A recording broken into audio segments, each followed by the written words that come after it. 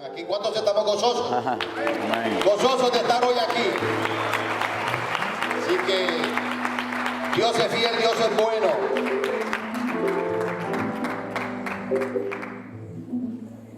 Sin más preámbulos, vamos a seguir con el servicio y vamos a llamar al pastor. Gloria a Dios.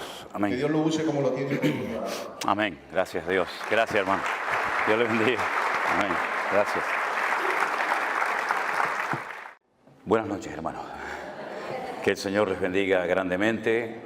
Estoy muy contento de volver a verles a todos ustedes. Creo que hay gente esta noche aquí que no estuvo en el culto anterior. Era la primera vez que venían, ¿sí o no? A ver, ¿cuántos están aquí por primera vez que no nos habíamos...?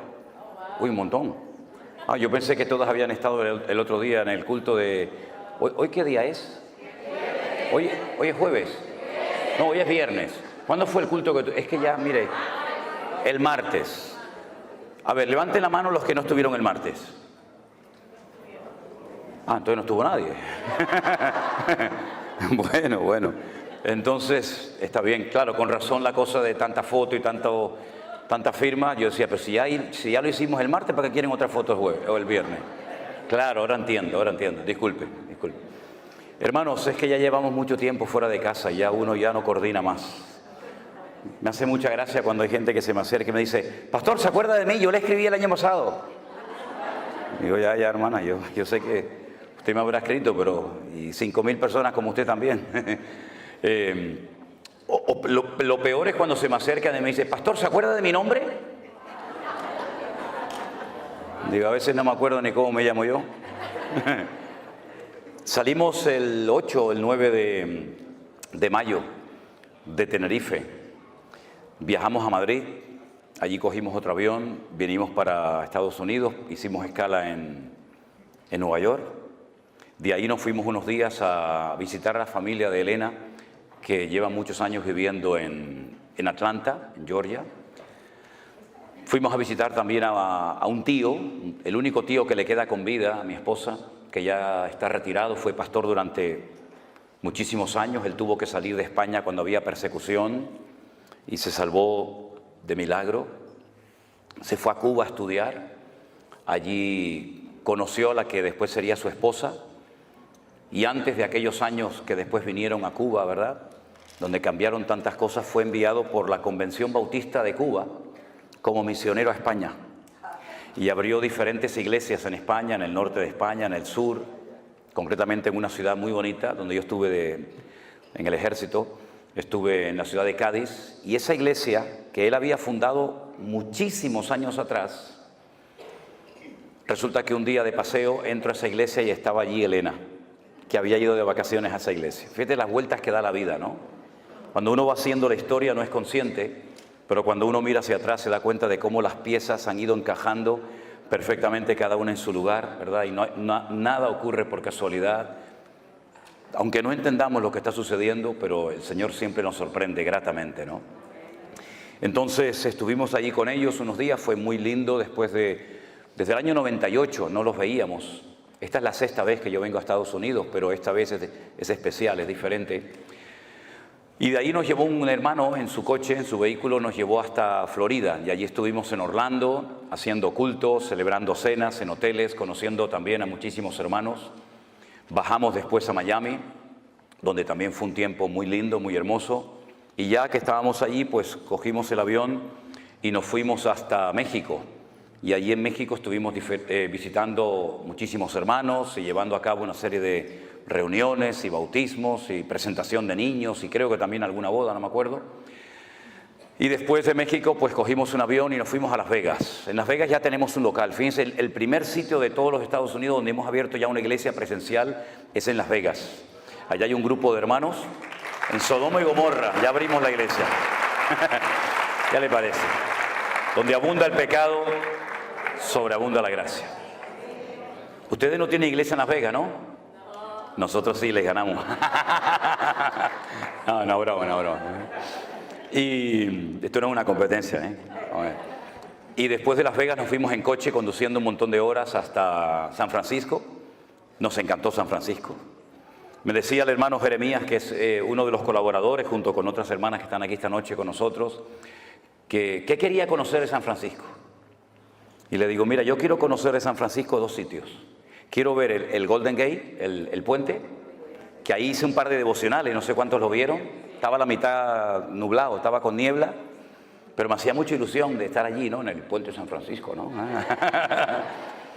Y le dije, mira, y a mí me hace mucha ilusión, incluso hasta si me dejas allá a dormir, me quedaría. Dice, ¿a dónde quieres ir? Digo, a la isla de Alcatraz. Y me llevaron a la isla de Alcatraz. Fuimos a la isla de Alcatraz, impresionante, tremendo. Bueno, esas cosas que uno tiene, ¿no? Que te hace ilusión verla, todo aquello. Yo fui capellán de una cárcel en Tenerife durante 7 años y me siento muy bien en las cárceles de visita, ¿no? Me refiero, ¿no? Y después de ahí bajamos a Los Ángeles. Estuvimos en la iglesia del Pastor Arenas, que usted, pastor, lo conoce. Nos trató muy bien, su familia, la iglesia, extraordinario. Y de ahí ya cogimos un avión y nos vinimos para acá. Y esta es la última parada del camino. Ya Dios mediante, el día lunes salimos rumbo a Madrid. Y en Madrid, después de unas horas, cogemos otro avión para Tenerife. Y ya la expectativa, porque mi hija mayor, que no ha venido con nosotros, Priscila, que algunos de ustedes a lo mejor conocerán, con su marido, pues están esperando su primer hijo y nuestro primer nieto. Yo no sé lo que se siente cuando uno es abuelo, pero bueno, ya veremos, a ver qué pasa. Ya veremos. Y estamos gratamente sorprendidos por todo lo que el Señor ha hecho. Yo tengo que admitir y reconocer y pedirles perdón a todos ustedes públicamente, porque durante los días del confinamiento, cuando estábamos cerrados, y yo creía firmemente que nadie nos estaba viendo ni escuchando, que estaba predicando a un salón de sillas vacías. Y varias veces tuve la tentación hasta de parar la predicación, porque decía, Señor, ¿qué estamos haciendo aquí? ¿Quién nos está viendo? ¿Quién está escuchando? Me di cuenta de que en aquellos tiempos en los que atravesamos aquel desierto, porque aquello fue un desierto totalmente, ¿verdad? Nos dimos cuenta tiempo después de que el Señor estaba usando esas palabras, esos cultos, esos mensajes para ganar a miles de personas. Y ha sido una obra invisible, por lo menos para nosotros. Ustedes juegan con ventaja, ustedes nos ven a nosotros, saben si somos altos, bajos, si vamos bien vestidos, mal vestidos. Ustedes lo saben todo de nosotros. La gente me dice, oye, ¿cómo está fulano? ¿Cómo está mengano? Digo, ¿pero ustedes cómo saben eso? Y dicen, nosotros lo sabemos todo. Yo no sé nada de nadie, pero ustedes lo saben todo de nosotros, porque lo contamos todo. Y nos hemos dado cuenta de que el Señor hizo una obra maravillosa. Para muchos el concepto en sí mismo de la iglesia virtual ya les choca, les sorprende, porque yo sé que no estamos habituados a hablar en esos términos, ni a ver el poder y el mover de Dios a través de las redes sociales como lo hemos visto y lo seguimos viendo cada día, pero realmente el Señor es increíble. Hemos cantado esta noche varias veces, cuán grande eres tú, cuán grande es el Señor. Y es que efectivamente nuestro Dios es mucho más grande de lo que tú te puedas imaginar. Ni nuestros cánticos, ni nuestras alabanzas, ni nuestros aplausos nos pueden hacer entender, por lo menos en este momento, mientras estemos en este planeta Tierra, lo grande y lo poderoso y lo magnífico que es nuestro Dios. Pero a la misma vez, ese Dios tan inmenso, tan indescriptible para el lenguaje humano, se ha reducido, por decirlo de alguna manera, se ha acercado a nosotros en forma de hombre, con carne y hueso, y habitó entre nosotros, y pudimos ver su gloria. Y cuando caminaba por las calles de Israel, partió el rumbo de la historia en dos. Mira que hubo grandes profetas en la antigüedad, ¿verdad? Podríamos hablar de Jeremías, de Isaías, de Daniel, pero ninguno de ellos se pudo comparar jamás a la personalidad, a la figura de nuestro amado y querido Salvador, el Señor Jesús. Porque Él, mis queridos hermanos, dejando toda la gloria, dice que se despojó y se anonadó. Esa es lo que dice la versión 1909, la nuestra Reina Valera del 60, en ese sentido no tradujo bien el término. Dijo que se despojó, pero yo me puedo despojar de la chaqueta, pero seguir vestido. Pero Él se anonadó, lo cual significa que se hizo nada, ¿verdad? Y tomando forma de siervo, podía haber tomado forma de rey, de conde, de duque, de marqués. Tomó forma de siervo. Y estando en la condición de siervo, de hombre, se humilló a sí misma hasta lo máximo. Ya no podía bajar más. Y dice que estando en la condición de hombre, se hizo obediente, porque tú te puedes hacer hombre, pero ser un desobediente, un rebelde. Pero él decidió, él optó a hacerse hombre obediente hasta la muerte, eligiendo la peor muerte de todas las que se han inventado por la raza humana, que es la muerte de cruz. ¿Qué les parece? Un descenso de la gloria al sepulcro. Pero a continuación dice el apóstol Pablo en la carta de los Filipenses, por lo cual, viendo este descenso, por lo cual Dios le exaltó hasta lo sumo y le dio un nombre que es sobre todo nombre, para que en ese nombre se doble toda rodilla de los que están en el cielo, en la tierra y aún debajo de la tierra, y toda lengua confiese que Jesucristo es el Señor. Den un fuerte aplauso a Él, aleluya. Ese es nuestro Dios, a Él la gloria en esta noche, aleluya. Pero aunque no voy a hablar de este tema, pero sí quiero, como me dijo el pastor Norris hace un rato, dice, puedes alargarte esta noche un poco más porque mañana es sábado y la gente no trabaja. Entonces dije, esta es la mía. Esta es la mía, amigo. Se hizo siervo, pero es que no todos los siervos en la Biblia eran iguales. Hay diferentes tipos de siervos en la Biblia. Estaba el que se llama el ecónomo. Un ejemplo de un siervo ecónomo, que la Biblia en el Nuevo Testamento lo llama el ayo, el maestro, fue José. José era un ecónomo, un hombre que adquirió toda la responsabilidad de la casa de su amo Potifar. Era un siervo, era un esclavo, pero con privilegios. Sabía leer, sabía escribir y tenía responsabilidades por encima de otros siervos. Qué curioso, para sus hermanos José era una amenaza y para José era una bendición. ¿Cómo es posible que a veces tú para algunos hermanos seas un peligro y para los inconversos seas un instrumento tremendo en las manos del Señor, verdad? Unos lo venden y otros lo compran. Y él fue un ecónomo, un hombre que marcó una diferencia en Egipto, y toda la administración económica de todo el imperio cayó sobre sus manos, porque era un siervo, pero un siervo ecónomo. Pero cuando Moisés escribe la ley, habla de un tipo de siervos que se llaman los doulos, que son los esclavos de amor. En la ley de Moisés había una ley que decía que cada cierto tiempo, cuando llegaba el año de jubileo, todos los esclavos tenían que ser puestos en libertad y las deudas se perdonaban. Usted me debe dinero a mí, llegaba el año de jubileo, ya no me debes nada. ¿Se imaginan si el Fondo Monetario Internacional cada 70 años le perdonara a todas las naciones de la tierra, a toda Latinoamérica, a toda África, las deudas que tienen? El mundo sería una maravilla, habría igualdad. Los ricos no serían cada vez más ricos, ni los pobres serían cada vez más pobres, ¿verdad? Habría una justicia distributiva y todos podríamos vivir en paz y sin la presión de no poder pagar ni siquiera los intereses de una deuda que jamás de los jamases se va a poder pagar. En Israel había una ley que era justa. Todas las deudas tenían que perdonarse cada 70 años. Y Jesús la mencionó en el Padre Nuestro. Perdónanos nuestras deudas como nosotros también perdonamos a nuestros deudores. Viene del año de jubileo. Y se le daba la posibilidad a los esclavos de irse, de empezar una vida nueva como ciudadanos libres. Pero corría la posibilidad, y de hecho ocurrió en varias ocasiones, esclavos que renunciaban voluntariamente a su libertad.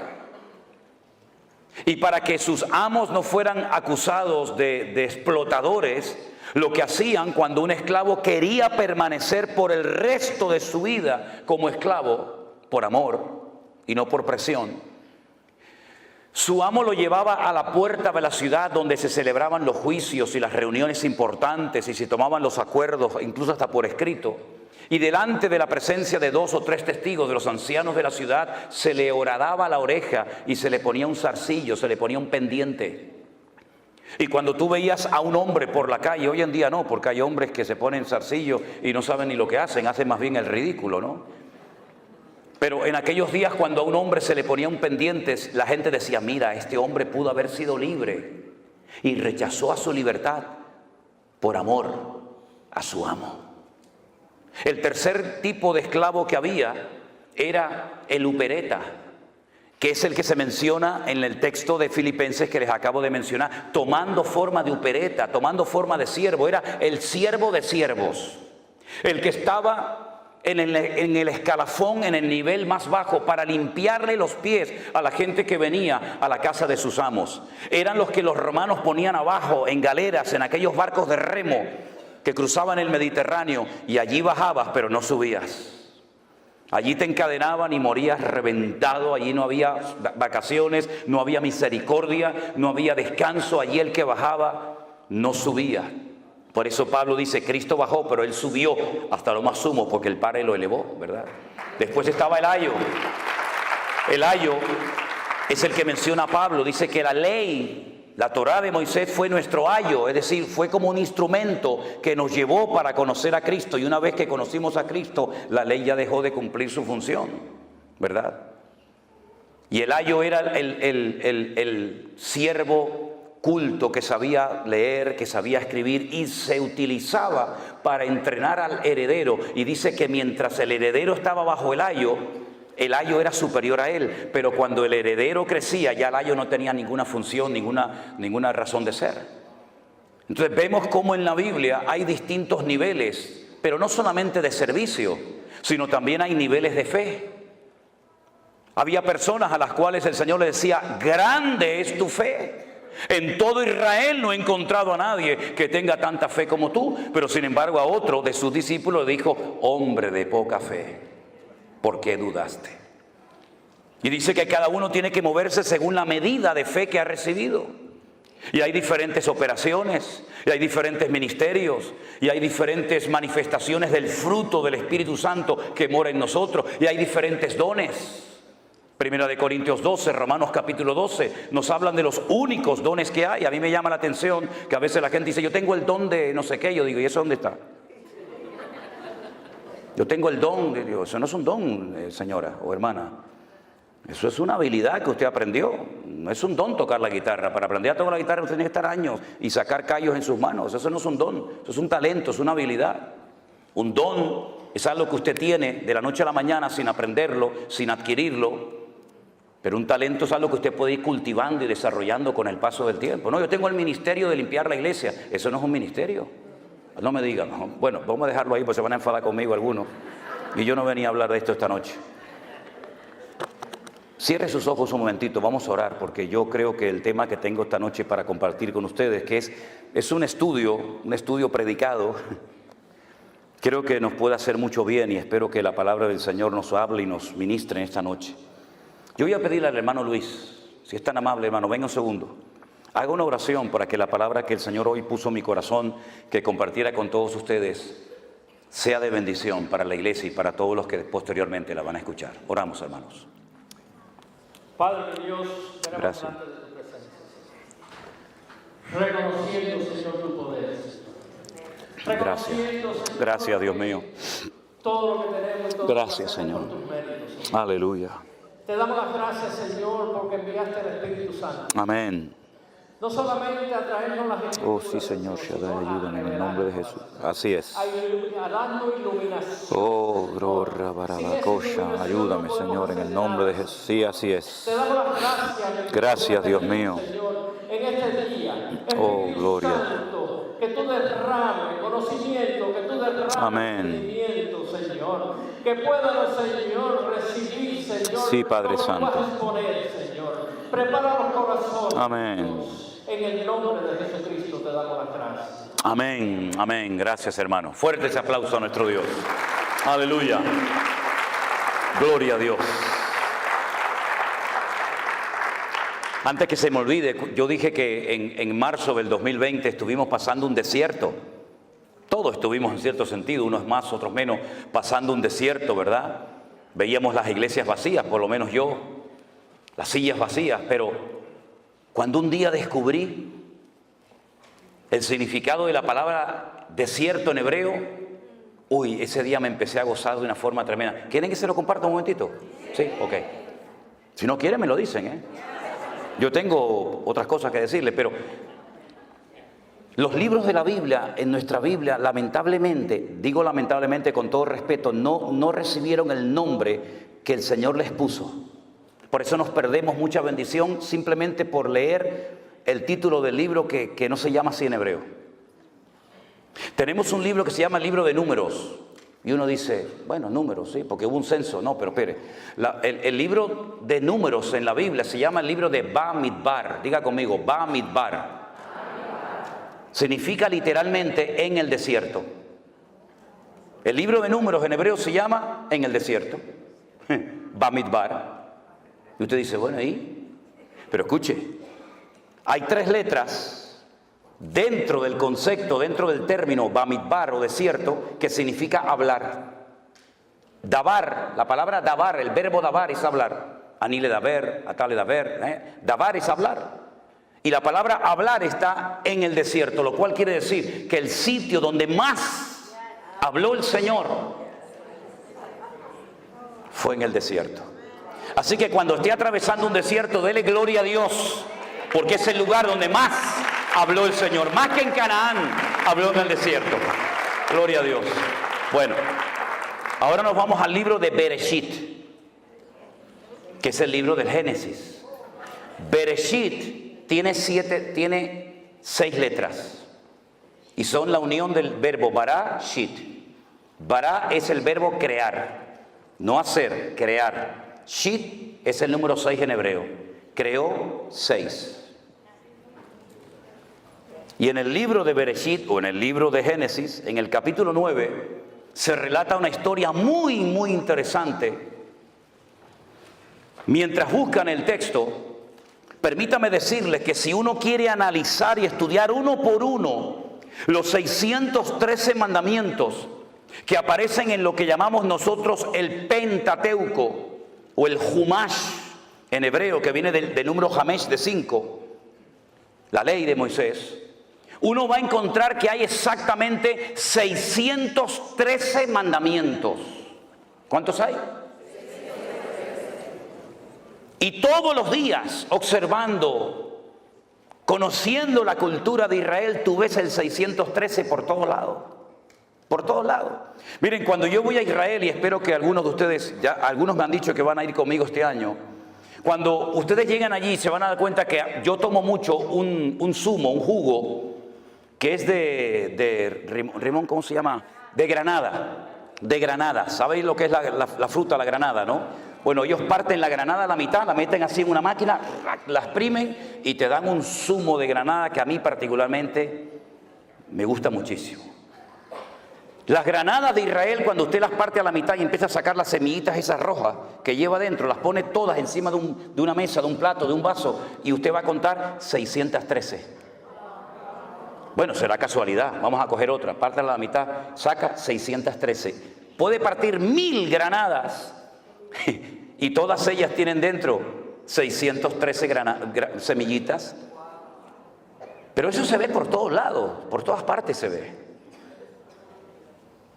Y cuando uno analiza uno por uno los mandamientos, los 613 mandamientos, que son muy interesantes, pero te lleva años estudiar cuántos mandamientos hay en Génesis, en Éxodo, en Levítico, etcétera, etcétera, tú te das cuenta de que tú los puedes clasificar en grupos. Por ejemplo, hay un grupo de mandamientos que se dieron para recordar cosas del pasado. Esa es la finalidad de dicho mandamiento. Y ahí entrarían, por ejemplo, las fiestas de obligatorio cumplimiento para el pueblo de Israel, como subir a Jerusalén en la fiesta de la Pascua, en el mes de Abib. Abib, en hebreo, con V, es primavera, el mes de Abib. Entonces dice, pero eso aparece en Tel Aviv. Claro, Tel es monte, Bib es primavera, el monte de la primavera, ¿no? Entonces, en el mes de Abib, entre marzo, abril generalmente, tienen que subir a Jerusalén a celebrar la fiesta de la Pascua. Y 50 días después, la fiesta de Shavuot o Pentecostés, y finalmente la fiesta de los tabernáculos. Y había un mandamiento que era para recordar cosas. El Shabbat, el único día de la semana que tiene nombre. En hebreo no hay lunes, martes, miércoles, no. En hebreo es día primero, día segundo, día tercero, día cuarto, día quinto, día sexto y Shabbat. Shabbat, Shevet, siéntate. Shevet, siéntate. Shabbat, quédate quieto, no te muevas. Eso es lo que significa, ¿verdad? Y hay mandamientos que son para recordar permanentemente cosas que Dios hizo. Hay otro tipo de mandamientos que no entran dentro de una lógica. Uno dice, bueno, ¿y esto por qué lo mandó Dios? No lo puedes entender, pero Dios lo mandó para probar tu fe y tu obediencia. Y ahí, por ejemplo, entra lo que se llama la paradumá, que es la vaca roja, la finalidad de la vaca roja, de la cual habla la Biblia en Hebreos y en Números.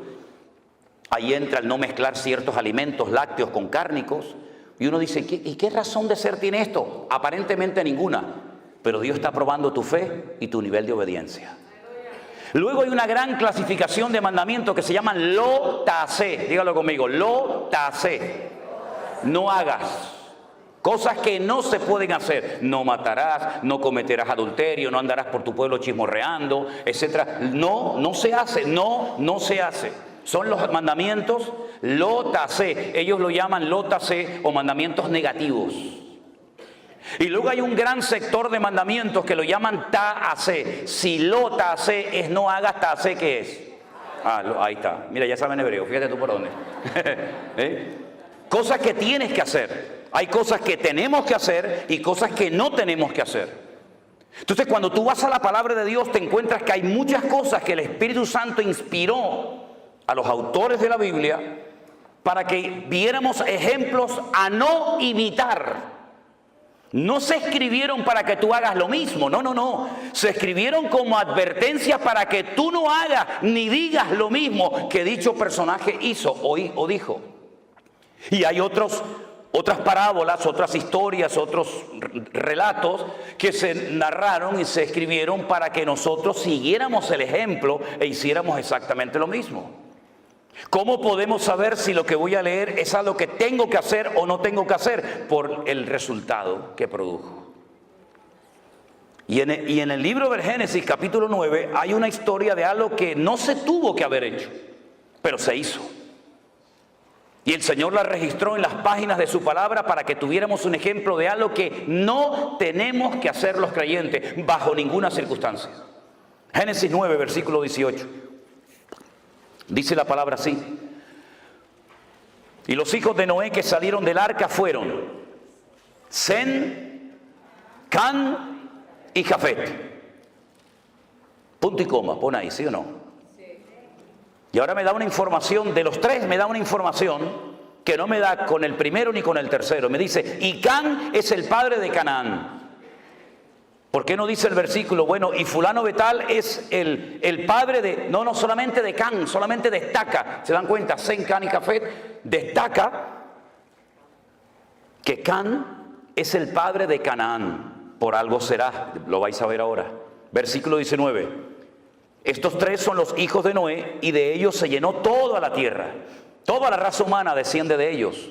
Es un estudio muy interesante ver qué naciones descienden de Jafet, de Sem, de Can, ¿verdad? Pero no es el tema ahora. Después comenzó Noé a labrar la tierra y plantó una viña. ¿De dónde sacó esa viña? Si toda la tierra estaba anegada en agua, seguramente ya la tenía dentro del arca. Se llevó muchas semillas, no solamente animales. Se llevó muchas semillas, muchas plantas que posteriormente cuando él sale, las planta. Entonces él planta una viña y bebió del vino y se embriagó y estaba descubierto en medio de su tienda. Para los que no sepan, yo creo que esto es algo que todo el mundo sabe, pero simplemente a modo de información.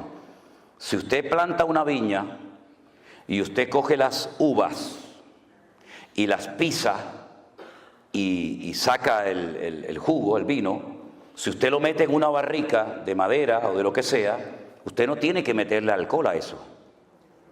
Eso fermenta y eso ya lleva el alcohol incorporado. Por eso cuando dice la gente, no, es que los discípulos y Cristo no bebían vino con alcohol, eso es mentira.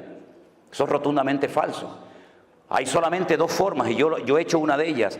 Solamente hay dos formas de extraerle el alcohol, en este caso al vino, y es por un proceso químico que se hace en un laboratorio y se extrae el alcohol de una copa, de una botella de vino, o por envasado al vacío. Si usted no le extrae el alcohol al vino y si usted no lo envasa al vacío, eso que usted pisa, sí o sí lo va a ver que hierve y al poco tiempo eso tiene alcohol. Eso es así. Y entonces Noé lo que hace es que planta una viña y se ve que Porque esto que leemos en unos minutos, esto llevó mucho tiempo, plantar una viña, crecer, ¿verdad? Plantarla, cultivarla, pisarla, elaborarla, eso llevó mucho tiempo, pero la Biblia te relata condensadamente la historia y dice que él bebió de ese vino, se embriagó y estaba totalmente descubierto en medio de su tienda. Ya en el tiempo del Génesis el Señor había cubierto la desnudez de Adán y Eva. Y lo que hace es que se descubre. Cuando ya el Señor había establecido el principio de que ya el hombre no podía andar por ahí desnudo, sino cubierto. Aunque me llama la atención que la ropa se inventó para cubrir, pero hay algunas personas que usan una ropa que lo que hace es que lo descubre. Pero bueno, eso es un tema para otro día. Can, vuelvo otra vez a decir, padre de Canaán, ya es la segunda vez que lo dice. Ya es la segunda vez que lo dice. Y Canaán no existe. Existe Sem, Can, Jafet. De momento Canaán no está por ningún lado, pero dice que Can fue su padre, vio la desnudez de su padre y lo dijo a sus hermanos que estaban fuera. Fue con el chisme. Fue con el cuento a sus hermanos. Oye, papá está borracho, está desnudo en la tienda. ¿Y por qué no te callas la boca y lo tapas? Para que no se entere nadie. ¿Por qué estás divulgando? ¿Por qué estás extendiendo esto? ¿Esto qué edificación va a traer a la familia? Ninguna. Tápalo, cúbrelo y que haya la boca y aquí no ha pasado nada. Pero no, él va, divulga, cuenta el chisme a sus hermanos. Y entonces sus hermanos, Sem y Jafet, tomaron la ropa, la pusieron sobre sus propios hombros y andando hacia atrás, cubrieron la desnudez de su padre, teniendo vueltos sus rostros y así no vieron la desnudez de su padre. En el texto en castellano, en español es imposible captar esto, pero si usted lee este texto en hebreo, el texto nos da a entender que Can intentó hasta abusar sexualmente de su padre. Es como cuando muchas veces me dice, pero bueno, ¿con quién se casaba la gente? Caín, ¿con quién se casó? Bueno, el texto hebreo escribe una partícula, unas letras, que cuando usted lee y nació Caín, en el hebreo dice y otro más. Eso no se tradujo al castellano. Y nació Abel y otro más, u otra más, puede ser masculino o femenino. En este caso el texto en castellano no nos lo relata. Yo sé que para algunos puede ser una sorpresa, pero cuando usted lee el texto en hebreo y lo analiza letra a letra, palabra a palabra, usted se va a dar cuenta que no solamente se rió de su padre, no solamente fue con el chisme y con el cuento a sus hermanos, sino que incluso quiso hasta abusar sexualmente de su propio padre. Es durísimo lo que estoy diciendo. Fíjense lo duro que es que después en la ley de Moisés se establece, no puedes ver la desnudez ni de este, ni de este, ni de este, ni de la otra, ni de otro, ¿verdad? Y lo establece claramente. Y de entonces dice que ellos cubren la desnudez de su padre. Y me llama mucho la atención, déjenme que les lea este versículo que dice, tenemos una hermana pequeña que no tiene pechos. Usted dice, ¿usted está leyendo la Biblia? Sí, claro. Estoy leyendo en Cantares capítulo 8, para que no se asusten. Tenemos una hermana que no tiene pechos. ¿Qué haremos de nuestra hermana cuando pregunten por ella? Bueno, tal vez tenía un defecto, tal vez era falta de desarrollo, de madurez, pero van a preguntar por ella y van a decir, ¿a la niña qué le pasa? ¿Qué le pasa al niño? No, le pasa algo, ¿no? Y entonces, de una forma poética, en literatura poética hebrea dicen, si ella es un muro, edificaremos sobre ella un palacio de plata. Y si fuera una puerta, la guarneceremos, la adornaremos con tablas de cedro. En otras palabras, vamos a hacer todo lo contrario a lo que hizo Can, que fue con el chisme y con el problema, el pecado que había cometido su padre. Nosotros vamos a cubrirla. No encubrir. Encubrir dice que el que encubre no prosperará. Pero el amor cubrirá multitud de pecados. Parece lo mismo, encubrir a cubrir. No es lo mismo. El que encubre no prospera, dice la Biblia. Pero el amor nos permite cubrir la falta del hermano, que no se entere nadie. Oye, déjalo, no pasa nada. ¿Estás arrepentido? Busca al Señor, sí, amén, ya está, queda entre tú y yo, ya está. Usted sabe que la mejor manera de divulgar una noticia es contársela a un cristiano evangélico. Eso ni el WhatsApp, ni el Facebook, eso corre como la pólvora. Cuando se despierta Noé, porque tarde o temprano se tenía que despertar, se despierta de su embriaguez y supo lo que había hecho su hijo más joven. Se enteró. Y entonces hace Noé algo, dice algo que no es un ejemplo a seguir. Ya dije antes que hay ejemplos a no seguir, a no imitar, y ejemplos a imitar. Y en este caso, cuando este hombre se despierta, sale de su embriaguez, dice: maldito sea Canaán. Y aún no había ni nacido. Salieron del arca Sem, Can y Jafet. No se habían reproducido en el arca. Él está hablando de un personaje que aún no había nacido, y antes de nacer ya lo maldice. Canaán. ¿Quién era Canaán? El hijo de Can, por consiguiente el nieto de Noé. Lo maldice, y la maldición es la siguiente: siervo de siervos serás a tus hermanos. No vas a levantar cabeza nunca, vas a ser un criado, un siervo de todo el mundo. Y dijo más: bendito sea por Jehová mi Dios, sea Sem, y sea Canaán su siervo. Engrandezca el Dios a Jafet, y habita en las tiendas Sem, y sea Canaán su siervo. Vivió Noé después del diluvio 350 años, y fueron todos los días de Noé, ¿cuántos? 950 años, y murió. Y uno dice: ¿cuántos años? No se preocupe, que aún hubo uno que vivió más. 969 vivió en Matusalén, 19 años más que este. ¿Qué le parece? Lanza una maldición. ¿Hizo bien en decir aquello? No. Pero marcó el destino de Canaán. Y yo les pregunto a todos ustedes que ya son conocedores de las Escrituras: ¿cómo se llamaba el país al cual el Señor quiso llevar a su pueblo de Egipto, cruzando el desierto, rumbo a dónde? A Canaán. Qué curioso, ¿no? La gente de ese país, los cananeos, que no eran originarios de Canaán, por ejemplo, los filisteos vinieron de Europa. Sí, los famosos filisteos, los enemigos acérrimos del pueblo de Israel y de David y de Saúl, eran de la isla de Creta, la que después pastoreó, ¿se acuerdan? La iglesia en Creta, Tito. Ellos fueron de Creta y ocuparon toda la costa mediterránea de Israel, de tal manera que ellos controlaban el comercio que entraba y salía. Ellos todavía en aquellos tiempos dominaban las 5 ciudades de los filisteos. Por eso ahora entiende por qué David cogió 5 piedras. Porque ellos controlaban desde, apréndanse estos 5 nombres: Gaza, Ashkelon, Asdod, Ecrón y Gat. ¿Lo dice conmigo? Gaza, Ashkelon, Asdod, Ecrón y Gat. Entonces, ¿este de dónde es? No, este es de Gat. Dame 5 piedras por si acaso vienen los 4 detrás y me los cargo también a los 4. ¿Qué te parece? No era por si fallaba la puntería, no, yo le voy a acertar porque es tan grande que es imposible no darle.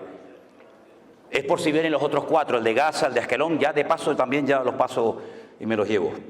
Ahora fíjense qué interesante.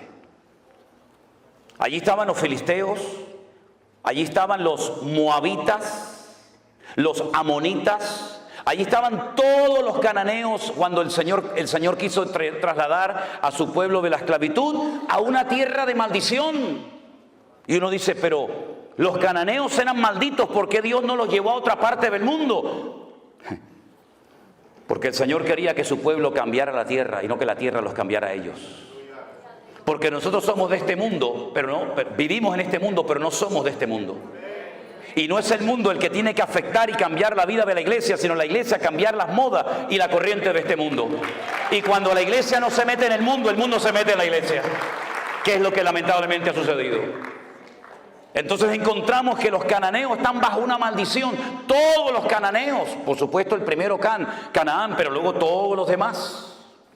Qué curioso.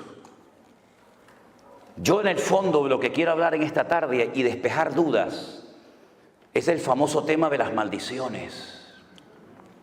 Porque me he encontrado con centenares de preguntas hace unos meses atrás de creyentes, gente nacida de nuevo, que estaban asustados y preocupados por el tema de las maldiciones, si se pueden heredar o no. Y algunos me citaban parte de Éxodo capítulo 20. ¿Saben que Éxodo capítulo 20 es de los 2 capítulos que hay, Deuteronomio 5, Y Éxodo 20, donde aparecen los 10 mandamientos, ¿verdad? Y el Señor le dice que al pueblo de Israel que Él visita la maldad de los padres sobre los hijos hasta la 3ª y 4ª generación. Y me citaban así el texto y yo les decía, no lo mutile, no lo corte, siga. No lo corte, siga citándolo. De los que me aborrecen, que no es nuestro caso, hermanos. Dios visita la maldad de los padres sobre los hijos hasta la 3ª y 4ª generación de los que me aborrecen. Pero para 1000 generaciones será bendita la generación del justo. ¿Y cuánta gente vive bajo esa opresión? Y asustados y con miedo. ¿Será que yo estoy maldecido porque mi abuelo le pegó? ¿O mi abuelo fue un alcohólico? ¿O mi madre fue...? ¿Pero qué está diciendo? ¿Quién le enseñó esa barbaridad, esa locura? Yo voy a ir despejando con la palabra, no con argumentos humanos. Yo no vengo aquí a entretenerles a ustedes, yo vengo aquí a predicar la palabra de mi Dios. Y yo le voy a ir despejando con la palabra falsos argumentos y falsas posturas teológicas que han hecho mucho daño al pueblo de Dios. Ya le acabo de mencionar que Dios visitaba la maldad sobre los padres, sobre los hijos de los padres hasta la 3ª y 4ª generación de los que me aborrecen. Por lo tanto, el creyente, el nacido de nuevo, el que es templo del Espíritu Santo, el que ha pedido perdón por su pecado, ahí no tiene por qué sentirse aludido. Porque usted no aborrece al Señor, que yo sepa. Que yo sepa. Ahora, si hay alguien aquí que aborrece a Dios, agárrate, mi hermano. O bueno, más que mi hermano, mi amigo. Porque hermanos no. Resulta que cuando llegan a la tierra de Canaán, que no es Israel todavía, bueno, a veces se le cita como la tierra que fluye leche y miel, ¿sí? Para no mencionar lo de Canaán, Israel todavía no se llamaba la tierra que fluye leche y miel. Y entonces la gente dice, oye, pues si fluye leche y miel, allí tiene que haber vacas por todos lados. Si, para que corra la leche, tiene que haber millones de vacas. No. Mira, te lo voy a decir de otra manera para que lo entiendas mejor. Es tierra de palmeras y de dátiles. Es lo mismo. Tierra que fluye leche y miel. Miel de palmera, como la que tenemos en Canarias, miel de dátiles. Y el higo ese que tiene púas, lo aplastas y sale una leche. Entonces yo te voy a llevar a una tierra de palmeras y de dátiles, de leche, de higo y de miel de palmera. A esa tierra yo te voy a llevar. Pero allí a la tierra que yo te voy a llevar no es como la de Egipto, que no hace falta orar por lluvia, allí siempre hay agua. ¿Por qué? Porque viene el río más largo del mundo, 6.666 kilómetros de largo. Siempre hay agua en Egipto. En Israel no. En Israel vas a tener que comportarte bien para que yo mande la lluvia temprana y la lluvia tardía. Y depende de tu conducta en la tierra, actuará el cielo. De ahí viene lo de atar y desatar, permitir o no es permitir, ¿verdad?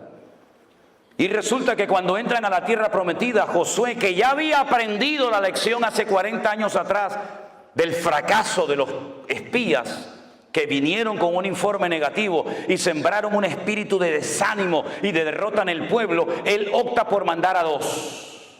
¿Se acuerdan? Y les dice, entren en Jericó y que nadie se entere que ustedes están ahí. Ustedes son espías, los otros eran exploradores. Son 2 palabras en hebreo diferentes, no tiene que ver una cosa con otra, aunque se traduce igual en la Reina Valera. Entren a Jericó, ¿y dónde pueden entrar sin levantar sospecha 2 extranjeros? A un burdel, a una casa de prostitución donde entran y salen hombres y no van a levantar sospecha como si entraran a cualquier otro lugar.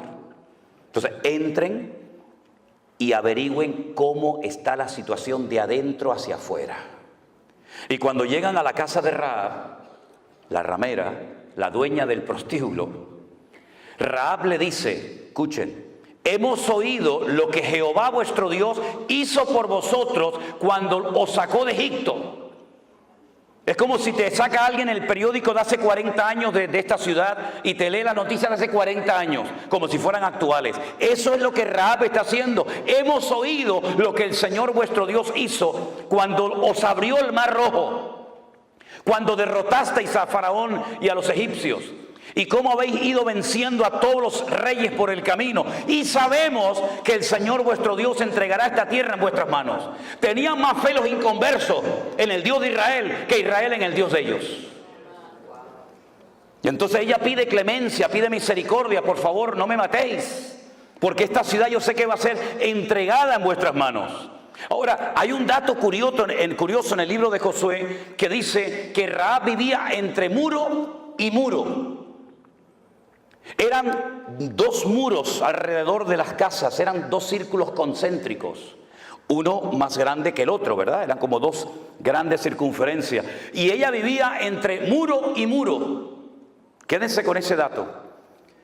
Ellos le dicen, si tú no le cuentas al rey de Jericó que hemos estado aquí y que nuestros soldados están al otro lado del Jordán, y cuando vayan a Israel conmigo van a ver Jericó, Jericó todavía existe, la ciudad de las palmeras, y van a ver allí el río Jordán, y enfrente van a ver otro país que hoy en día se llama Jordania. Eso es un país inventado, eso no existía, eso en la Biblia es Moab. Pero los ingleses, para que no les atacaran y no les robaran las posesiones, dijeron a los hashemitas, que eran los peores del desierto, mira, vamos a hacer una cosa, para que no nos ataquen más y nos dejen en paz, les regalamos un país entero y te nombro rey. Y entonces dijeron, ¿cómo lo llamamos? Pues si está el Jordán, Jordania, venga, para ustedes. Y así se lo inventaron. Entonces las tribus estaban al otro lado.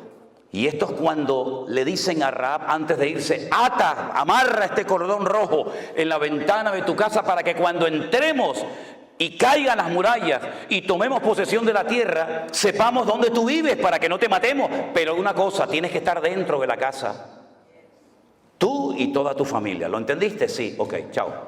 Se fueron.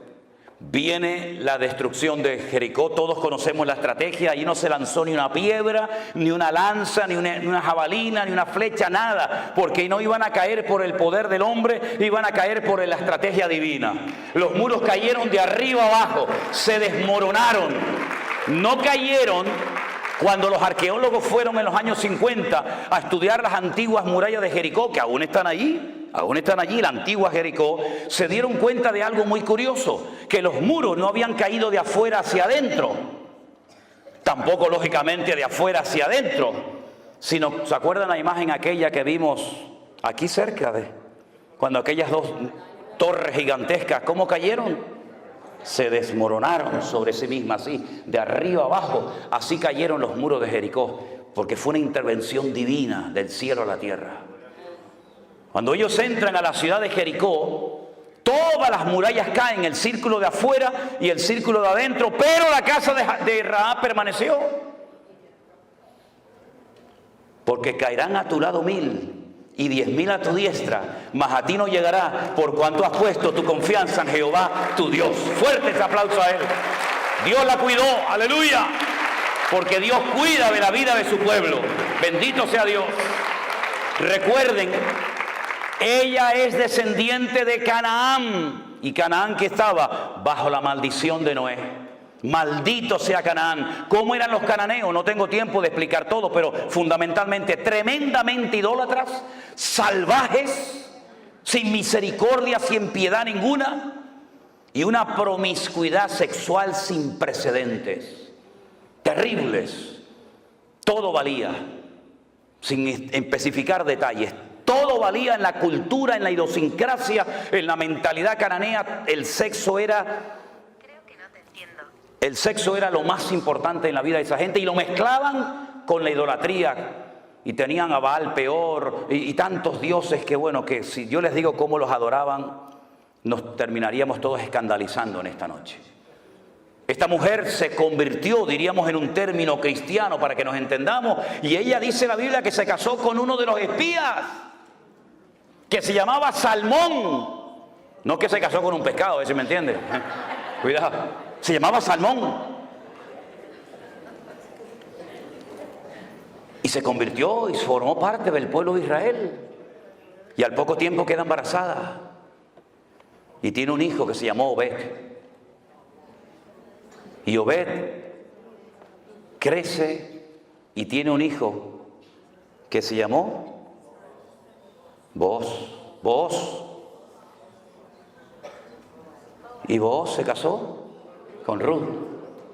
Y tuvo un hijo que se llamó Obed, Isaí, David, Judá y todas las tribus de Israel. Y uno ve que aquella maldición que venía desde los tiempos del diluvio se cortó definitivamente hasta el punto que en la genealogía de Mateo capítulo 1 aparece Rahab como antepasada del rey David y como uno de los antepasados del Señor Jesucristo. ¿Por qué? Porque Él rompe toda maldición y ahora nos lleva de gloria en gloria, de victoria en victoria y de triunfo en triunfo en el nombre del Señor.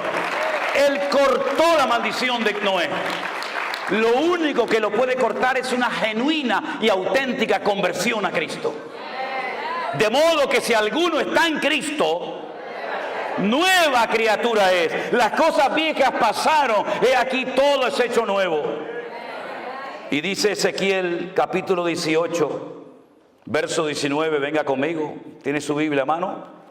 Ezequiel capítulo 18, verso 19.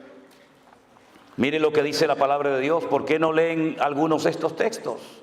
Parece que los arrancaron de sus Biblias. Si dijereis, ¿por qué el hijo no llevará el pecado de su padre? A ver, que me lo expliquen, ¿por qué?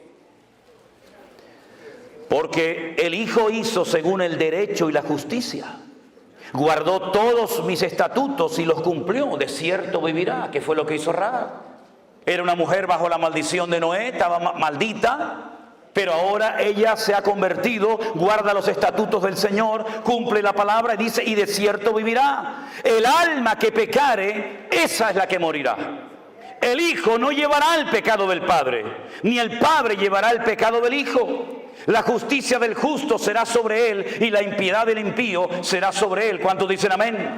En otras palabras, ahora entienden la absurda pregunta que los discípulos en Juan capítulo 9 le hacen al Señor cuando ven a un ciego de nacimiento y le dicen al maestro: Señor, explícanos esto, para que este muchacho naciera así, en esta condición que nunca ha visto, porque hubo gente que vio y perdió la vista y la recuperó. Pero hubo personas como este de Juan capítulo 9 que nunca había visto. Entonces explícanos, Señor, ¿quién pecó, este o su padre, para que este haya nacido ciego? Siempre especulando, siempre tratando de buscarle las cuatro patas al gato, ¿verdad? Siempre tratando de buscarlo, ¿verdad? De complicarnos la vida. Y el Señor le dice: no, no es así. No es que pecó ni este, ni su padre, sino que este nació ciego para que la gloria del Señor hoy se manifieste en él. Y veáis que hay poder en el nombre del Señor para cambiar vidas y desgracias. Y cuando Juan, que estaba allí, oye esta explicación, y el Señor le pone en su corazón escribir un evangelio, lo hace de una forma extraordinaria, magistral. Él dice que, lo dice incluso en el evangelio que escribió, que muchas cosas hizo el Señor y muchas cosas dijo el Maestro, que no todas se escribieron.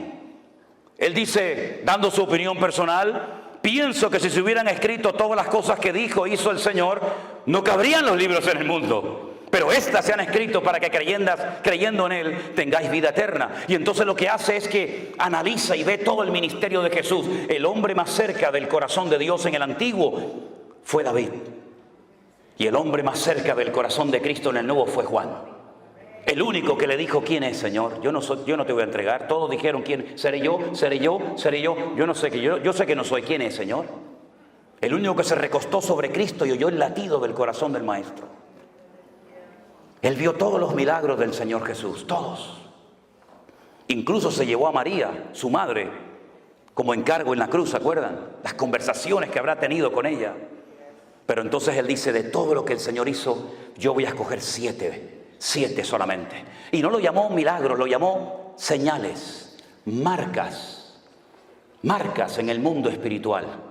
Y entonces en el capítulo 2, 4, 5, 6, 6, 9, 11... Él es como si tuviéramos 7 cámaras de filmación, 7 cámaras de vídeo grabando en esta noche aquí, y después juntáramos todo el material de las 7 cámaras, la que está allá arriba, la que está por los costados, la que está enfrente, juntáramos todo el material y lo pudiéramos ver. La pregunta es: ¿cuál de las 7 proyectó la verdad? ¿Aquella? ¿La de la izquierda? ¿La de la derecha? ¿Cuál de las 7 cámaras grabó la verdad? Todas, desde diferentes puntos de vista. Unos de atrás para adelante, unos de adelante para atrás, unos de arriba abajo. 7 visiones diferentes de la misma escena, del mismo culto. Eso es lo que hace Juan. En el capítulo 2 dice, yo estuve allí cuando le dieron agua y él la convirtió en buen vino. En un vino excelente que dejó al catador, al maestresala, con la boca abierta diciendo, pero ¿qué has hecho? Has guardado el mejor vino para el final. Cuando el bueno se pone al principio y después ya cuando están ya que no disciernen de derecha a izquierda, le pones el malo. Pero tú lo has hecho al revés. Es que lo mejor está por venir, mi hermano.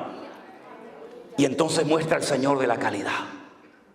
Pero en el capítulo 4 viene un hombre y dice, tengo un siervo que está enfermo, pero Señor, no hace falta que venga, di la palabra y mi criado sanará. Y entonces cuenta el milagro enseñando que el Señor es el Señor del espacio, no lo limita al espacio. Ay, amigo, pero en el capítulo 5 va al estanque de Betesda y le dice a un hombre, ¿quiere ser sanado? Y le dice, es que no tengo a nadie que me meta. ¿Quieres ser sanado, sí o no? ¿Cuánto tiempo llevas ahí? 38 años, levántate, toma tu lecho y anda.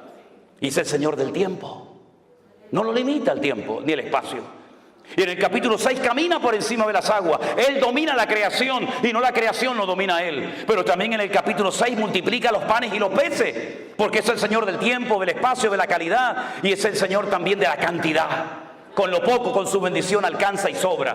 En el capítulo, espera. En el capítulo 9 le dicen, ¿quién pecó este o sus padres? Y él dice, ni él ni su padre. En otras palabras, yo voy a romper hoy una regla que para ustedes ha sido una atadura durante años.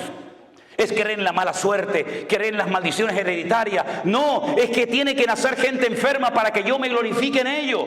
Y finalmente, esperen. En el capítulo 11... la prueba final. Si hubieras estado aquí, mi hermano no habría muerto. ¿Qué le está diciendo Marta y María? Por culpa tuya mi hermano está muerto ahora. ¿Sabes? Yo te llamé. Tú nos enseñaste. Clama a mí y yo te responderé. Y yo clamé. ¿Y por qué no viniste? Pedid y se os dará. Yo pedí y no recibí nada. Yo llamé y no se me abrió la puerta. Yo busqué y no te encontré. Y ahora vienes y mi hermano ya hiede porque hace 4 días que está muerto.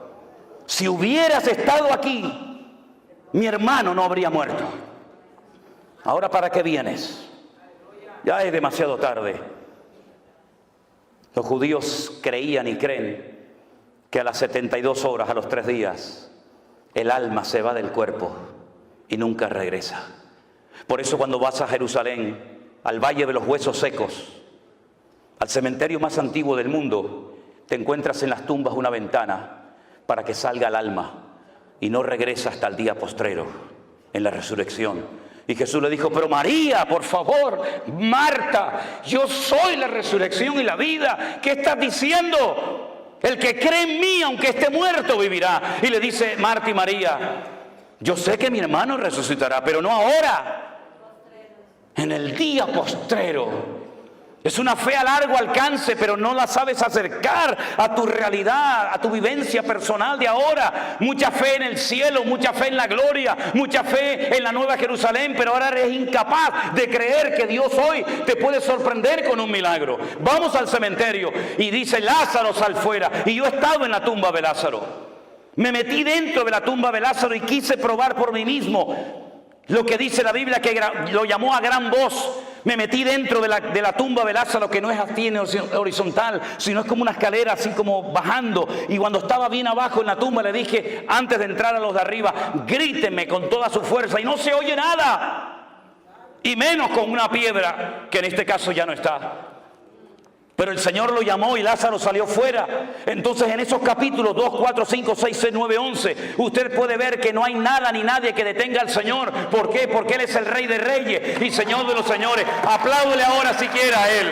A Él toda la gloria, a Él la honra, aleluya. Él lo cambia todo. Él lo cambia todo. Rahab llegó a ser antepasada del mismísimo rey David.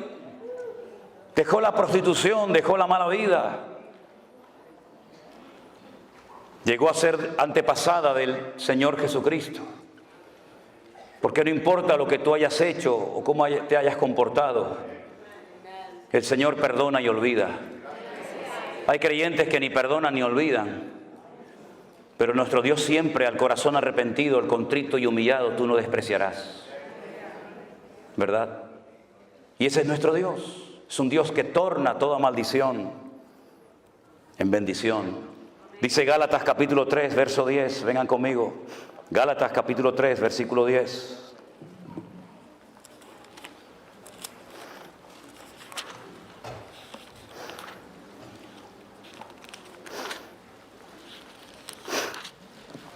Porque todos los que dependen de las obras de la ley están bajo maldición. No es nuestro caso, ¿verdad, hermanos? Los que dependen de las obras de la ley están bajo maldición. ¿Por qué? Porque la ley dice: maldito todo aquel que no permaneciera en todas las cosas escritas en el libro de la ley para hacerlas. ¿Usted quiere vivir según la ley? Inténtelo. Vaya, ya empiece. Si usted es capaz de cumplir una ley perfecta de 613 mandamientos, siendo un ser humano imperfecto, finito y limitado, inténtelo. Pero le digo de antemano que no lo va a poder conseguir nunca.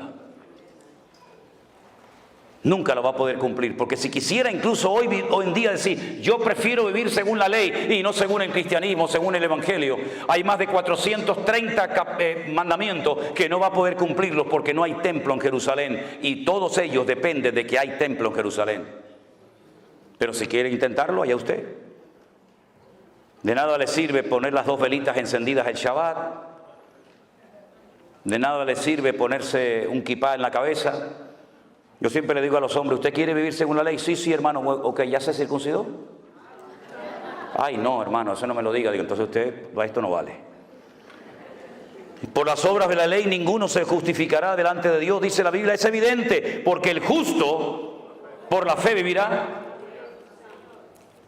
Sadik emunató yishiech, dice el texto hebreo. Sadik, el justo, emunató, por su fe, yishiech, existirá. Una cosa es vivir y otra cosa es que tu propia existencia dependa de tu fe. Es mucho más profundo. La ley no es de fe, sino que dice: el que hiciere estas cosas vivirá por ellas. Pero Cristo nos redimió de la maldición de la ley, hecho por nosotros maldición, porque escrito está: maldito todo aquel que es colgado de un madero. Para que en Cristo Jesús la bendición de Abraham alcanzase a los gentiles, a fin de que por la fe recibiésemos las promesas del Espíritu. En otras palabras, todas las maldiciones del Antiguo Testamento, que son muchísimas, el Padre se las cargó a nuestro Señor Jesucristo en la cruz. Las quebró todas y cada una de ellas. Y la última palabra, las últimas palabras de Cristo en el madero, en la cruz, fueron: consumado es. Tetelestai. Consumado, pagada está la deuda. Tal vez no entendemos lo que quiso decir en profundidad el maestro en aquel momento, pero el Señor Jesucristo dio una palabra, expresó con 2 palabras lo que hacían los romanos cuando una persona en su imperio cumplía la condena. Le daban un papel que se llamaba el certificado de deuda. Usted le debe al Imperio Romano 30 años de cárcel, trabajos forzados, en galeras, donde sea. Cuando usted cumplía la condena, ponían su nombre, su apellido, su condena, el día que entró, el día que salió, y abajo ponían el sello del Imperio Romano y ponía la misma expresión, la misma palabra que el Señor Jesucristo, minutos antes de morir, la pronunció en la cruz del Calvario. Pagada está la deuda. No es que la salvación sea gratis. La salvación no es gratis. Lo que pasa es que Él pagó el precio. Y para usted es gratis. Pero el precio era la vida. El precio era la sangre. Y es gratis para mí, pero no fue gratis para Él. Y por eso dice Pablo que era ciudadano romano y entendía la cultura de la época y la idiosincrasia de los pueblos. Él dice que él tomó el acta de los decretos que nos era contraria y se fue a la cruz y la clavó, y despojando a los principados y potestades triunfó sobre ellos en la cruz. Bendito sea el Señor. No le debemos nada. La deuda está pagada. No hay maldición, no hay nada que a usted lo separe del Señor. Un versículo más. Primera de Pedro capítulo 3, verso 9. Primera de Pedro capítulo 3, versículo 9. Un texto también muy interesante a tener en cuenta. Dice así la palabra del Señor: Bueno, vamos a leer del 8. Finalmente, sed todo de un mismo sentir, compasivos, amando fraternalmente, misericordiosos, amigables. Verso 9. No devolviendo mal por mal, ni maldición por maldición, sino por el contrario, bendiciendo, sabiendo que fuisteis llamados, ¿para qué? Para que heredaseis bendición. ¿Para qué hemos sido llamados nosotros?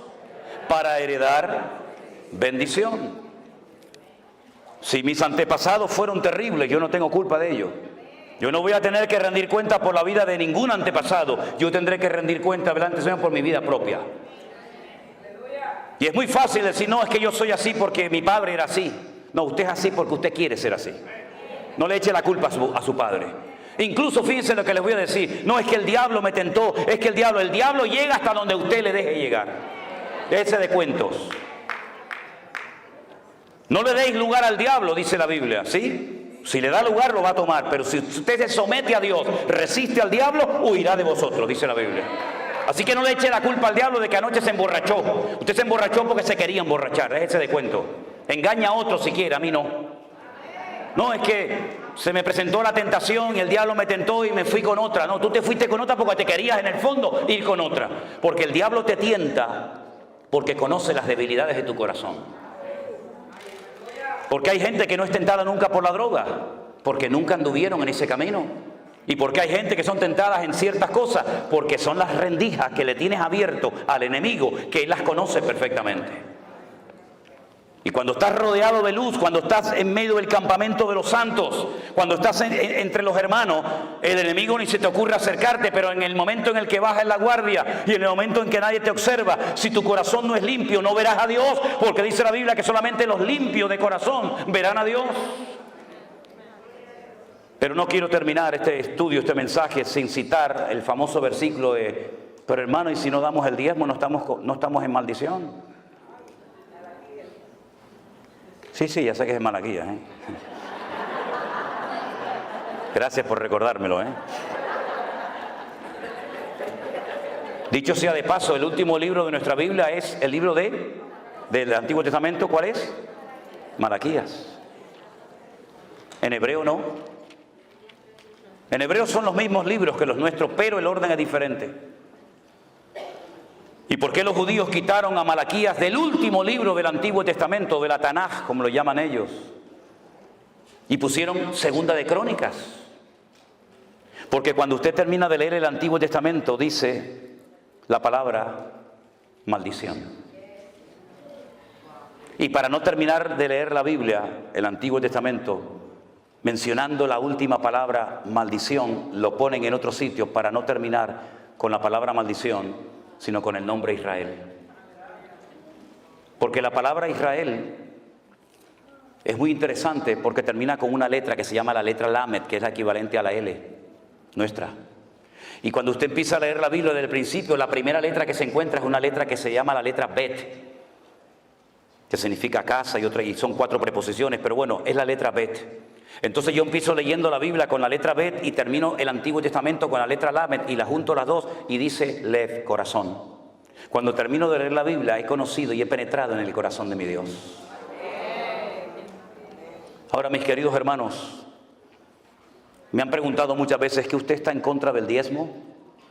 No, yo no estoy en contra del diezmo. ¿Usted quiere dar el diezmo? Délo.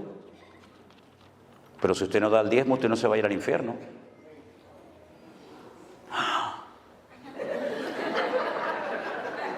Pastor, arréglalo después usted lo que yo estoy rompiendo. Yo no estoy de acuerdo, me dicen algunos, porque el diezmo del Antiguo Testamento. Le digo, no pasa nada, hermano. A partir de ahora del 20, porque el diezmo era lo mínimo. ¿Usted no está de acuerdo? Tiene que dar el 20, menos no puede dar porque está fuera de orden, ¿verdad? Pero mire, hermano, yo le voy a decir una cosa. Cuando el pueblo de Israel entró en la tierra prometida con Josué, el Señor le dijo a Josué, hay que repartir la tierra a esta gente. Toma medidas de la tierra, a cordel, toma medidas, ¿verdad? Y echen suertes. Era el sistema en la época. Echen suertes y a ver, ¿a dónde le toca a Simeón? Al norte, venga, vete para el norte. Desde aquí hasta aquí, desde aquella montaña hasta esta piedra, esto es tuyo, ahí te queda. Manasés, ustedes son muchos, La mitad de Manasés se va al otro lado del Jordán y la otra mitad se viene para acá porque ustedes son mucha gente. Adán, mira, Adán como son pequeñitos, llévalos para arriba, para el norte, allí en los altos del Golán, allí está Adán. Y a los benjaminitas pues los lleva, y entonces repartió toda la tierra. Y resulta que cuando faltaba una tribu por recibir tierra, el Señor le dice a Josué, a ellos no le des tierra. Los levitas, y dijeron, ¿ah no? No, yo soy vuestra tierra, dice el Señor. Entonces si no puedo sembrar, si no puedo tener animales, si no puedo dedicarme a la agricultura, a la ganadería, entonces ¿de qué vivo, Señor? Dice, no pasa nada.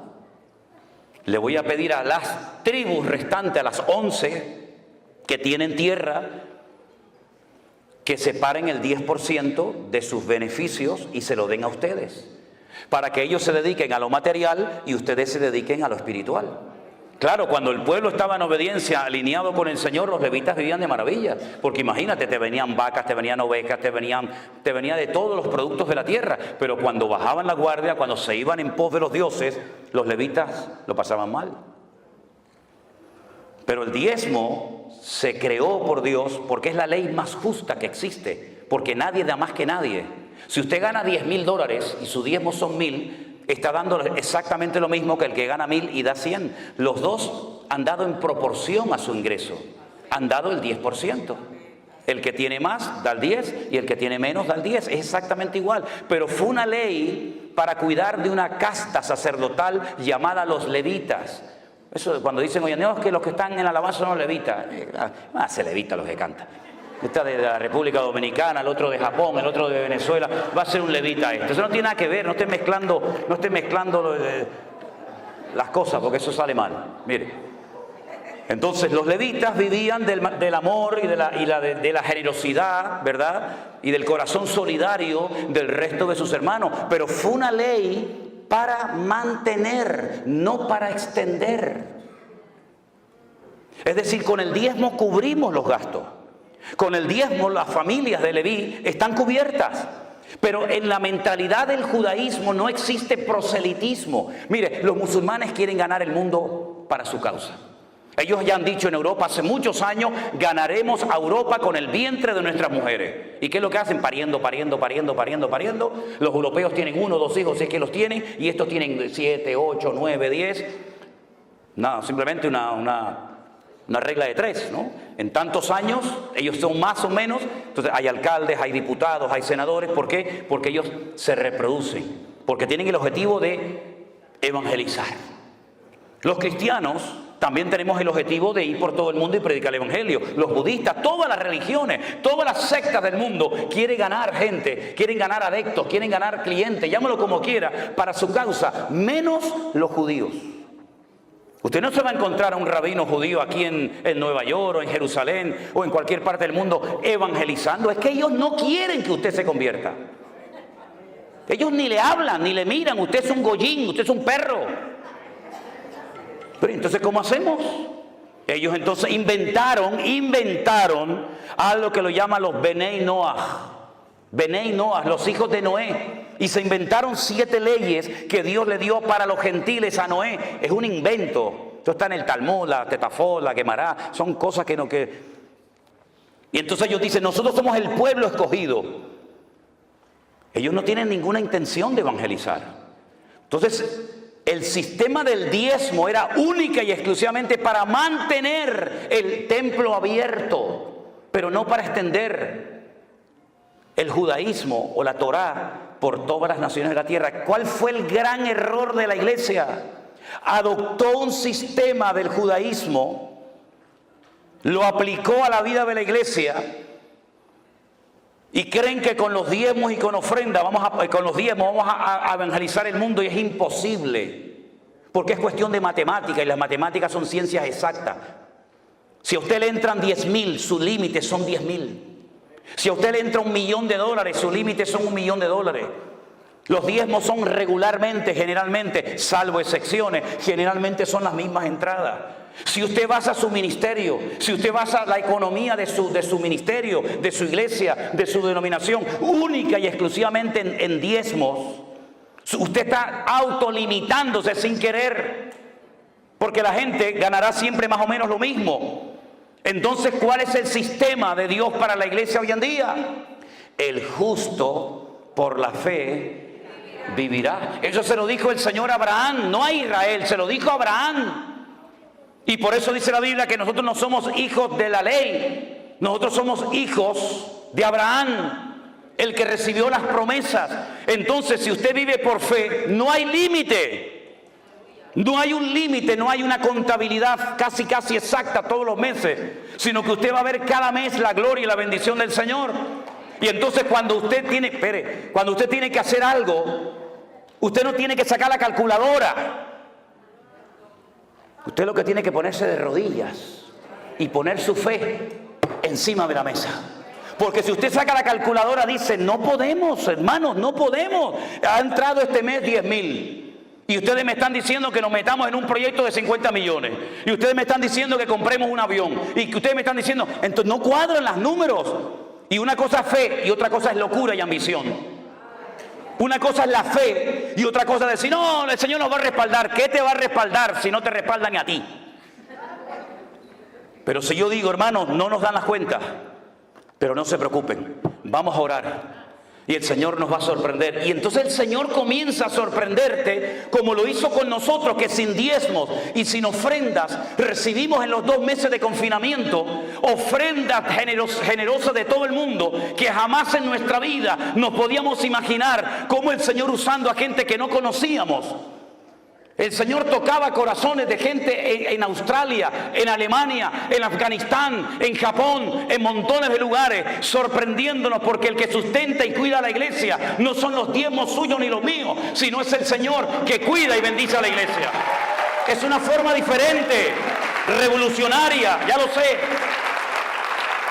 Pero algunos dicen, bueno, está muy bien su explicación, está muy bien, como me dijo a mí un pastor, yo te entiendo, Manolo, lo que quieres decir, pero yo no tengo esa fe. Y le dije, pues tienes un grave problema, querido. Porque yo tengo la obligación como pastor de despertar, de desafiar a mi pueblo. Y la Biblia me dice a mí como pastor, ese versículo no es para ti si eres oveja. Ese versículo es para mí como pastor. Y para los pastores que estamos aquí presentes. Imitad la fe de vuestros pastores. Yo no tengo que imitar la fe de ustedes. Son ustedes los que tienen que imitar la fe de vuestros pastores. Y para poder imitar la fe de unos pastores, uno tiene que ser el botón de muestra, el punto de referencia de lo que yo intento decirle a la iglesia. Porque no solamente cuando predico soy consciente que transmito información, y es una tremenda responsabilidad, sino que transmito mi forma de ser, transmito mi espíritu y permita el Señor que transmite la fe de tal manera que hay gente recién convertida que tiene fe para creer y ver cosas del Señor, que gente que lleva toda la vida en la iglesia ya no tienen esta fe. Por eso, mis queridos hermanos, si algo grande ha hecho el Señor en este tiempo de confinamiento y posterior, es romper muchas estructuras. Estructuras de denominaciones que funcionaron pero que ya no van. Estamos en unos nuevos tiempos, la palabra es la misma, el evangelio es el mismo, el mandato es el mismo, el Espíritu Santo es el mismo, pero Dios se está moviendo de formas diferentes en la tierra. Y hemos podido ver una cosecha de almas en 2 años que no habíamos visto en 40 años de servicio al Señor. Porque nuestra confianza no está en lo que tenemos, porque no tenemos nada. Algunos dirán, bueno, ahora que les está entrando tanto dinero a ustedes con ofrendas y con Facebook y con YouTube, este hombre será un millonario. Ahí está el tesorero de la iglesia, ahí está Armando. Pregúntenle a él cómo vive Manolo y Elena y sus hijas. Nosotros no tenemos propiedades, ninguna. Yo llevo ganando el mismo sueldo que me paga la iglesia hace 22 años. No vivo como un millonario. Miren mi ropa, miren mi casa, miren cómo vivimos. Yo no tengo anillo, yo no tengo cadena, yo no tengo nada. Este reloj me lo regaló una hermana en Israel cuando estuve. No estoy en contra de nada de eso. Pero yo sé que a mí me miran con lupas miles de personas.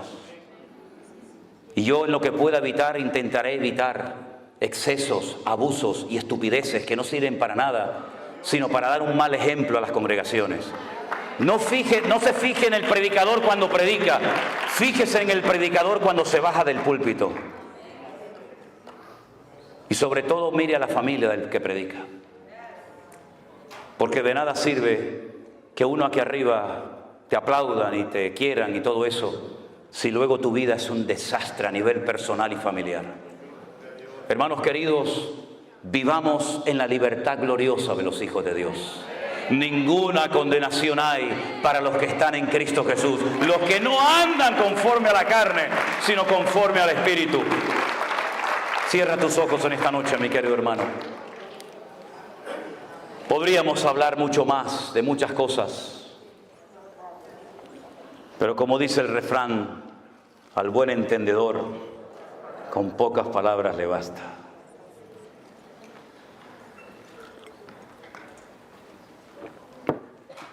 No vivan bajo condenación, queridos hermanos. La sangre de Jesucristo nos ha limpiado de todo pecado. Las cosas viejas ya pasaron. Disfrute de su comunión con el Señor. Disfrute de su familia, de sus hijos. El ministerio no es para sufrir. El ministerio es un privilegio. Y el día que no nos apasiona el ministerio y servir a las almas, pues tendremos que dedicarnos a otra cosa. Porque no hay nada peor que un ministro cansado, agobiado, estresado. Pero qué gozo tan grande cuando ves en la casa de Dios, en los hijos del Señor, el gozo, la paz, la alegría. Nos gozamos con lo mucho, nos gozamos con lo poco. Cuando hay, gloria a Dios. Cuando no hay, gloria a Dios. Exactamente igual. Como decía el sabio Salomón, Señor, no me des riqueza ni pobreza. Porque si me falta, capaz robo y peco y blasfemo tu nombre. Y si me das demasiado, capaz que me olvido y me aparto de tus caminos.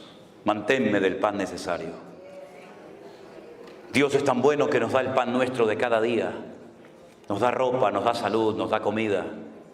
Nos da cosas para disfrutar de la vida hasta que Él venga. Hermanos, marquemos una diferencia en esta ciudad. Marquemos una diferencia en este mundo enfermo que le ha dado descaradamente las espaldas al Creador. Que vean gente que sonríe, familias unidas, gente contenta, que se goza y se alegra en el Señor. Que el mundo nos vea reír, hermanos. Que el mundo nos vea alegres. Es verdad que nos cansamos. Es verdad que a veces uno dice, Señor, ya no aguanto más. Pero ahí viene el bálsamo del Señor y te dice, levántate, levántate, sigue andando.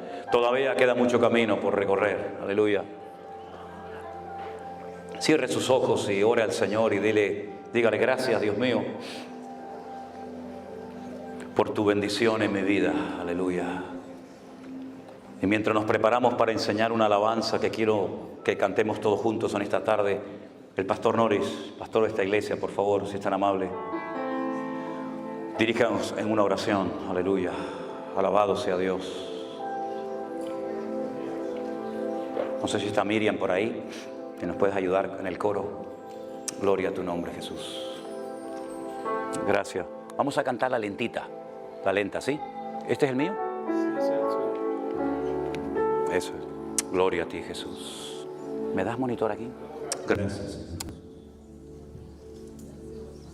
Te damos gracias, Señor. Te damos gracias por tu palabra expuesta, Señor. Tú conoces cada corazón que está aquí hoy, Dios. Aleluya. Sí, Señor Jesús. Tú conoces cada vida, Dios mío. Aquellos que han estado atados por mucho tiempo también.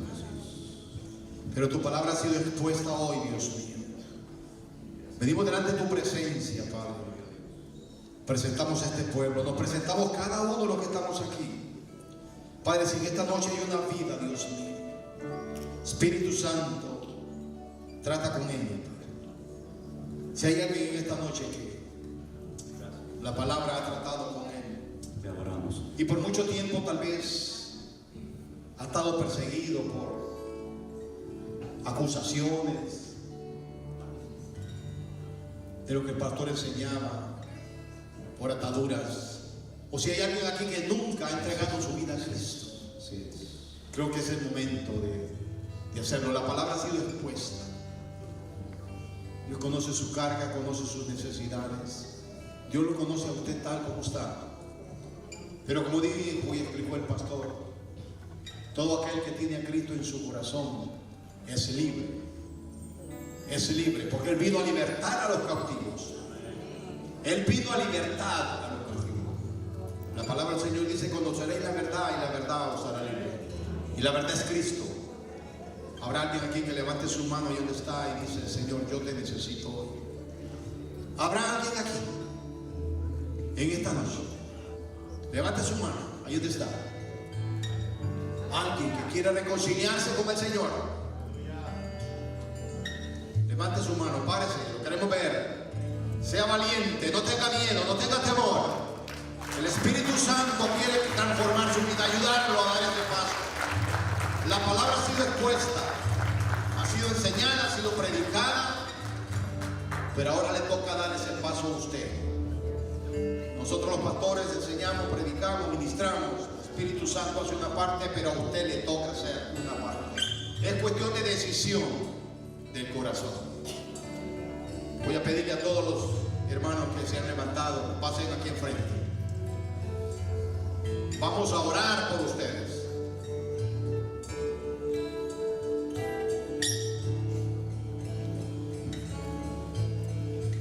Hágalo. Dios te está llamando. Gracias, Señor Jesús. Puede ser que esta sea la última noche, el último día. Señor nunca llega tarde. Él viene y toca la puerta, que es el corazón.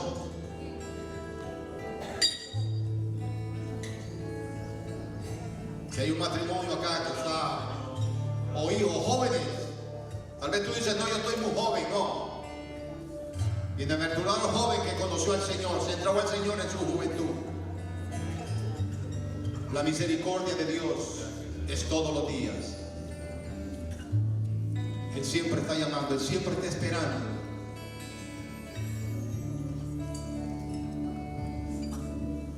¿Alguien más?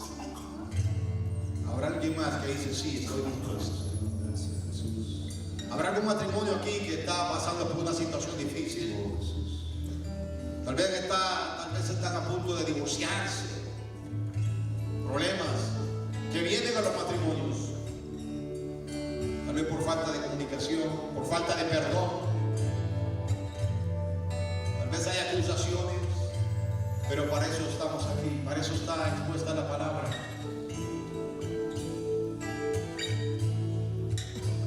Alguien que tal vez le sirvió al Señor en algún ministerio y ha dejado todo. Tú puedes volver a empezar.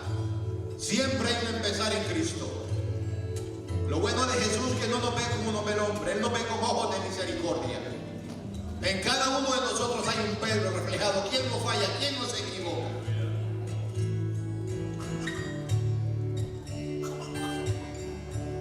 Gloria al Señor.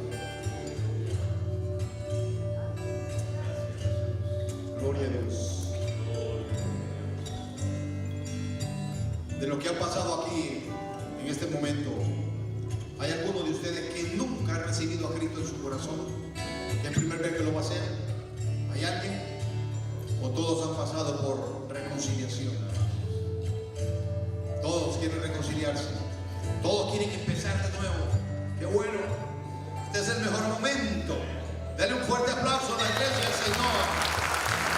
Siempre hay nuevo empezar en Jesús. Siempre hay nuevo empezar. Yo no me avergüenzo de decirlo, yo soy el fruto de la reconciliación y vale la pena. Yo siempre que predico y enseño digo: en cada uno de nosotros hay un Pedro reflejado. Pero qué bendición que cuando Jesús resucitó dijo: díganle a Pedro. Vamos a orar. Cierren sus ojos y repitan esta oración conmigo. Digan: Señor Jesús, en este momento venimos delante de ti. Te damos gracias por este momento que nos das, de poder acercarnos una vez más a ti. Venimos y te pedimos perdón, Señor, porque te hemos fallado. Pero sabemos que tu misericordia y tu gracia es grande. Te damos gracias, Señor. Espíritu Santo, guíame a a que de aquí en adelante yo sea fiel a ti, Jesús.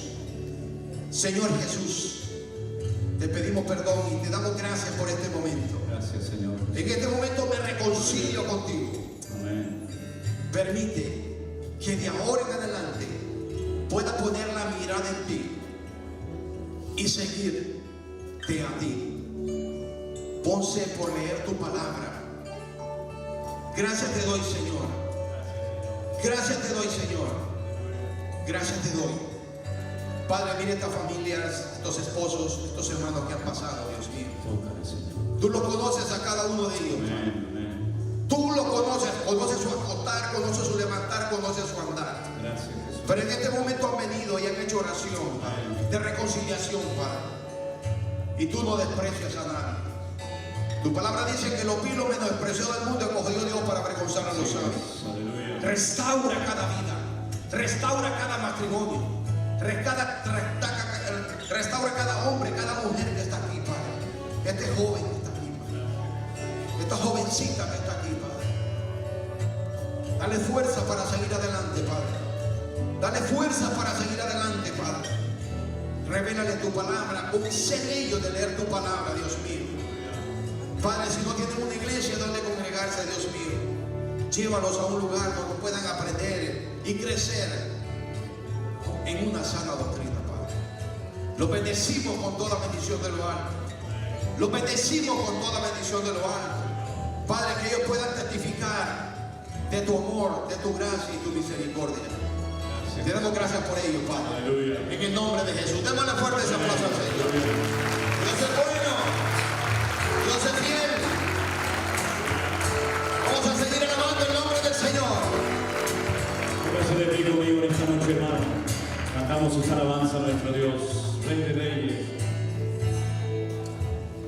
Rey de Reyes, Señor de señores, admirable. Consejero, Dios fuerte, Manuel, Dios con nosotros. El cordero que fue inmolado, eres signo de tomar el poder, las riquezas, la sabiduría. La fortaleza, la